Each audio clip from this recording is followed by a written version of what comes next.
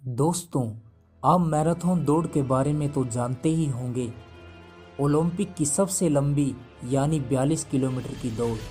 लेकिन यह कम ही लोग जानते होंगे कि मैराथन एक देश की आज़ादी की रक्षा करने के लिए लड़ा गया प्रसिद्ध युद्ध था, जो भारत से बहुत दूर ग्रीस देश में लड़ा गया था। यह लड़ाई छोटे से ग्रीस राज्य और उस समय के सबसे ताकतवर फारस के अखामनी साम्राज्य के बीच हुई थी। इस असमान लड़ाई में विजय किसकी हुई और मैराथन दौड़ का इस महान युद्ध से क्या रिश्ता है, इसकी एक दिलचस्प कहानी है दोस्तों। आज से करीब 2500 वर्ष पहले फारस यानी ईरान पर पारसी धर्म को मानने वाले शासकों का राज हुआ करता था, जिसे अखामनी साम्राज्य कहा जाता था। इस वंश का प्रसिद्ध शासक साइरस था, जिसका साम्राज्य एजियन सागर से कैस्पियन सागर तक और काले सागर से अरब की मरुभूमि तक फैला हुआ था। साइरस की मृत्यु के बाद डेरियस नामक शासक ने बास्फोरस की खाड़ी को पार कर यूरोप के बाल्कन प्रायद्वीप पर भी अधिकार कर लिया।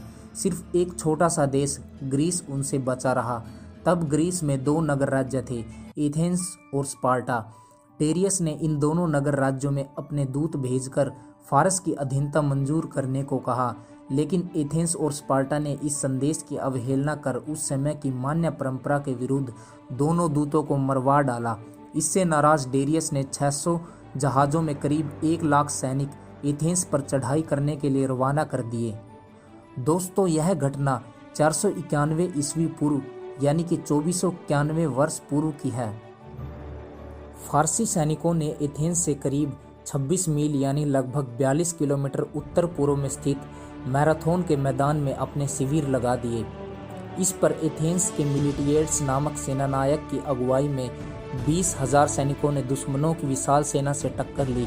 उन्होंने दोस्तों ऐसा युद्ध किया कि फारसी सेना को हारकर अपने जहाज़ों की शरण लेनी पड़ी। यह विजय चमत्कारी और अविश्वसनीय थी। सेनानायक मिलिटियर्स ने विजय की सूचना एथेंस नगर को भेजने के लिए फिलिपाइड्स नामक धावक को रवाना किया। फिलिपाइड्स ने 26 मील यानी करीब 42 किलोमीटर की दूरी बिना रुके दौड़कर और एथेंस पहुंचकर सहमे हुए एथेंस वासियों को रोमांचक विजय का सुखद समाचार दिया और फिर निढाल होकर जमीन पर गिर गया। वहीं उसकी मौत हो गई। उसकी याद में ही आज की लंबी दौड़ मैराथन कहलाती है। दोस्तों, यह थी मैराथन की कहानी और अब हम कुछ और जानते हैं जो इसके बाद की कहानी। लेकिन ग्रीस की अग्नि परीक्षा खत्म नहीं हुई थी। इसी बीच डेरियस की मृत्यु हो गई। 485 ईस्वी पूर्व में जरकसिस प्रथम ने अखामनी साम्राज्य की बागडोर संभाली। मैराथन की हार का बदला लेने के लिए उसने ग्रीस पर आक्रमण करने का निर्णय लिया। इसके लिए उसने 4 साल तैयारी की। उसकी सेना में करीब 2 लाख सैनिक, भारी तादाद में इंजीनियर, दास और व्यापारी थे। 1260 जहाज़ों का बेड़ा भी साथ चला। ग्रीस पहुंचने के लिए रास्ते की हेलेस्पाट की खाड़ी पर नौकाओं के 2 पुल बनाए गए और 7 दिन रात में यह विशाल सेना पुल पार कर गई। यह विशाल सेना थर्मापली के संकरे मैदान में पहुंची। मैराथन की लड़ाई एथेंस के सैनिकों ने लड़ी थी। अब ग्रीस के दूसरे नगर राज्य स्पार्टा की बारी थी। शासक लिनाइडास की अगुवाई में 300 स्पार्टन सैनिकों ने फारसी सैनिकों का मुकाबला किया, लेकिन असाधारण वीरता के बावजूद स्पार्टा की सेना हार गई और थर्मापली पर फारसियों का कब्जा हो गया।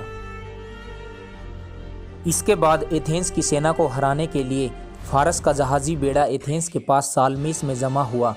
127 विशालकाय फारसी जहाज़ों का मुकाबला करने के लिए वहां 300 छोटी ग्रीक नावें ही थी, लेकिन बहादुर ग्रीक नाविकों ने फारसी बेड़े को पराजित कर दिया। इस पराजय के बाद जरकसिस तो लौट गया, लेकिन जल सेना को ग्रीस में ही छोड़ गया। इस पर ग्रीस के बेड़े ने फारसी बेड़े को पूरी तरह बर्बाद कर दिया। नन्हे से ग्रीस के हाथों फारस के विशाल साम्राज्य की पराजय एक बहुत बड़ी घटना थी। इसके बाद ही ग्रीस ने यूरोप के लिए स्वतंत्र विचारों और प्रजातांत्रिक राजनीतिक संगठनों के आदर्श विकसित किए।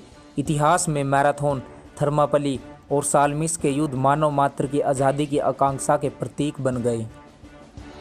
तो दोस्तों, आपने देखा कैसे नन्हे से ग्रीस ने विशालकाय फारस को हराया।